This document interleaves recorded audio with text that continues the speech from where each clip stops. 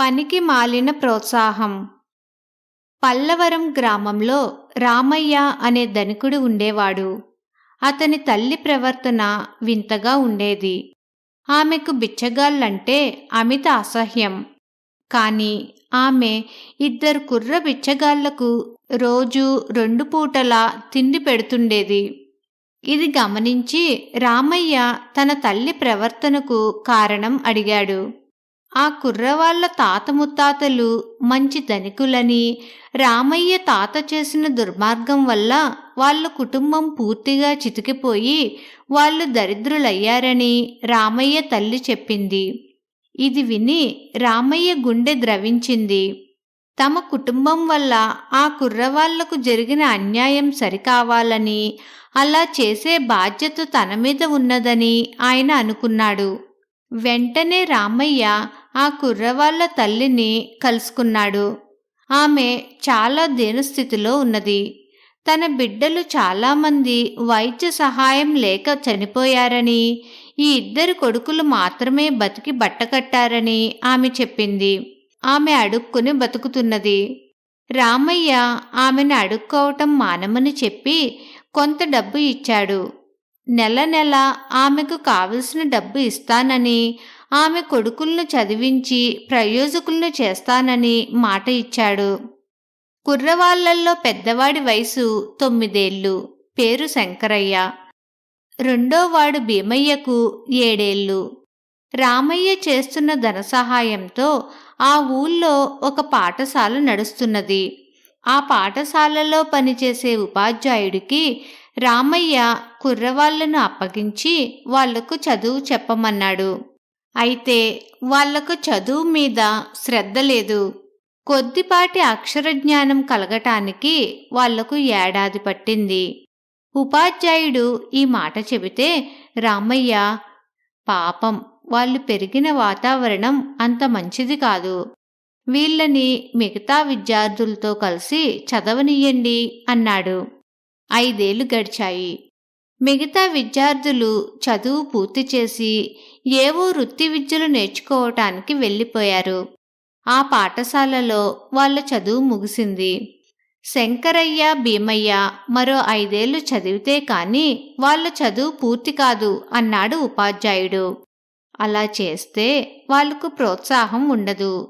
వాళ్ళు పైకి రాలేని వాతావరణంలో పెరిగారు అన్నాడు రామయ్య. రామయ్య ఆ పిల్లలిద్దరినీ పెద్దయ్యాక ఏమవుతారు అని అడిగితే శంకరయ్య తనకు వైద్యుడు కావాలని ఉన్నట్టు చెప్పాడు. రామయ్య వాణ్ణి ఒక పేరు మోసిన వైద్యుడి వద్దకు తీసుకుపోయి వాడికి వైద్య శాస్త్రం నేర్పమన్నాడు. వైద్యుడు శంకరయ్యను పరీక్షించి, ఈ అబ్బాయికి మామూలు చదివే రాదు, బాగా చదువుకోమనండి అన్నాడు. అలా అనకండి, మీరు తలుచుకుంటే వాణ్ణి వైద్యంలో ఉద్దండుణ్ణి చేయగలరు. వీడికి వైద్య శాస్త్రం నేర్పితే మీకు మంచి బహుమానం ఇస్తాను అన్నాడు రామయ్య. వైద్యుడు బహుమానానికి ఆశపడి తన దగ్గర ఉన్న శిష్యులలో ఒకణ్ణి పంపేసి వాడి స్థానంలో శంకరయ్యను తీసుకున్నాడు. అలా బయటికి పోయిన శిష్యుడు రామయ్యతో మొరపెట్టుకున్నాడు.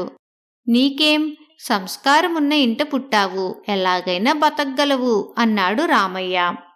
భీమయ్య ఇల్లు కట్టించే పని నేర్చుకుంటానన్నాడు. రామయ్య వాణ్ణి ఒక వాస్తు శాస్త్ర ప్రవీణుడి వద్దకు తీసుకుపోయి వాడికి ఆ శాస్త్రం నేర్పమన్నాడు. కాని ఆ ప్రవీణుడు భీమయ్యను పరీక్షించి వాడికి ఉన్న చదువు చాలదన్నాడు.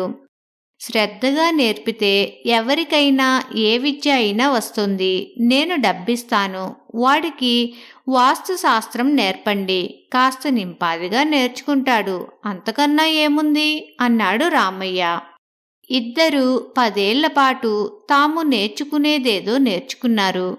రాజుగారి దివాణంలో వాళ్లకు ఏవైనా ఉద్యోగాలు దొరుకుతాయేమో అని రామయ్య చూశాడు. కాని ప్రయోజనం లేకపోయింది. వైద్యంలోనూ వాస్తులోనూ కూడా మెరికల్లాంటి యువకుల పోటీ హెచ్చుగా ఉన్నది.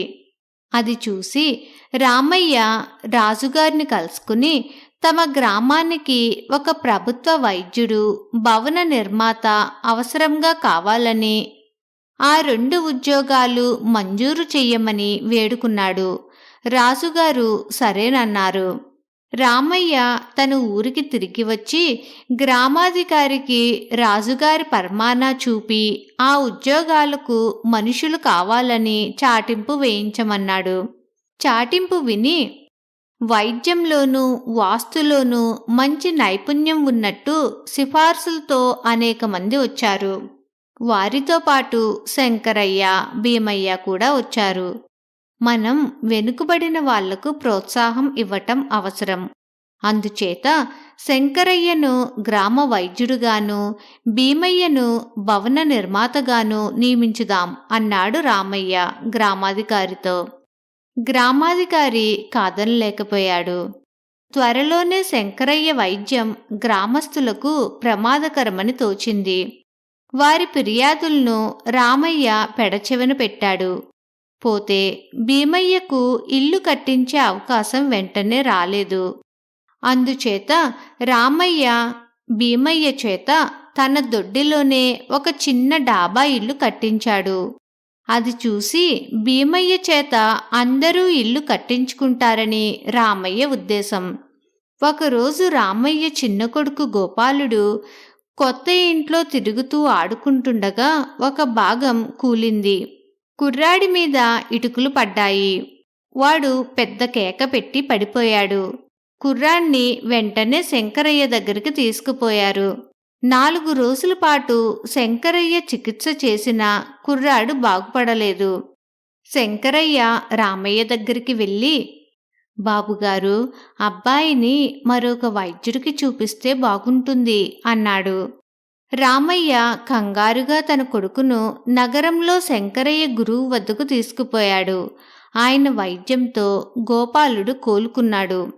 కొడుకుని ఇంటికి తీసుకుపోతూ రామయ్య వైద్యుడితో, స్వామి, శంకరయ్యను వాడి తమ్ముణ్ణి వృద్ధిలోకి రావటానికి ఎంతగానో ప్రోత్సహించి చూశాను.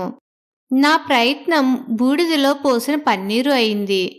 కారణం ఏమంటారు అని అడిగాడు. వైద్యుడు నవ్వి, మీ ప్రోత్సాహమే వాళ్లకు ప్రతిబంధకమైంది. దాని మూలంగా వాళ్ళు తమ స్థాయిని పెంచుకునే ప్రయత్నం ఏమీ చెయ్యలేదు. మీరు వాళ్లకు ప్రోత్సాహం ఇయ్యదలిస్తే ఆర్థికంగా సహాయం చెయ్యవచ్చు, లేదా మాటలతో ప్రోత్సహించవచ్చు. కానీ వారి విషయంలో ప్రత్యేకతలు చూపకూడదు. అలా చూపటం వల్ల ప్రజలను అనర్హుల బారికి వదలడమే కాక కొందరు అర్హత గలవారిని నిరుత్సాహపరచడం కూడా జరిగింది అన్నాడు. రామయ్య తన తప్పు గ్రహించి శంకరయ్యను, భీమయ్యను తిరిగి విద్యాభ్యాసంలో పెట్టాడు.